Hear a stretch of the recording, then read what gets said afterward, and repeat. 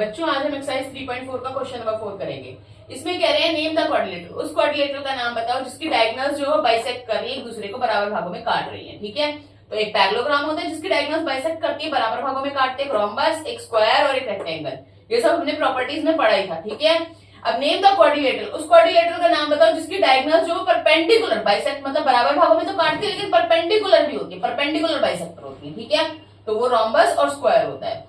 अब उस क्वाड्रिलेटरल का नाम बताना है जिसकी डायगोनल्स आर इक्वल। इक्वल किसकी होती है? स्क्वायर और रेक्टेंगल की डायगोनल्स सिर्फ इक्वल होती है। ठीक है, question number 5, explain why rectangle is a convex quadrilateral. Convex quadrilateral की रेक्टेंगल जो है वो एक कन्वेक्स क्वाड्रिलेटरल क्यों है? कन्वेक्स क्वाड्रिलेटरल क्या होता है मैंने आपको बताया भी था, वो क्वाड्रिलेटरल जिसकी सारी डायगोनल्स जो है वो फिगर के अंदर ही लाई करती है, मतलब क्वाड्रिलेटरल के अंदर ही लाई करेंगी जितनी भी डायगोनल्स होंगी। तो रेक्टेंगल एक कन्वेक्स क्वाड्रिलेटरल है क्योंकि इसकी दोनों डायगोनल्स जो है वो कहां लाई करती हैं? इसके अंदर ही लाई करती हैं। ठीक है, क्वेश्चन नंबर 6, क्वेश्चन नंबर 6 में कह रहे हैं एबीसीडी जो है वो एक राइट एंगल ट्राइंगल है, यानी राइट एंगल कहां पे होगा? बी पे होगा राइट एंगल। ठीक है, अब हमें कह रहे हैं O is the midpoint, O midpoint है of the side opposite to the right angle. इस राइट एंगल के अपोजिट से साइड है, ये ओ इन दोनों का मिड पॉइंट है, यानी एओ बराबर ओसी हमें दिया हुआ है। ठीक है, एक्सप्लेन, अब एक्सप्लेन करना है जो ओ है जो वो इक्वल डिस्टेंस क्यों, मतलब इक्वल डिस्टेंस है फ्रॉम ए से बी से और सी, ए बी और सी तीनों से। ठीक है, यहाँ तो इन दोनों का तो दिया ही हुआ इक्वल डिस्टेंस, ये और हमें इक्वल प्रूव करना है।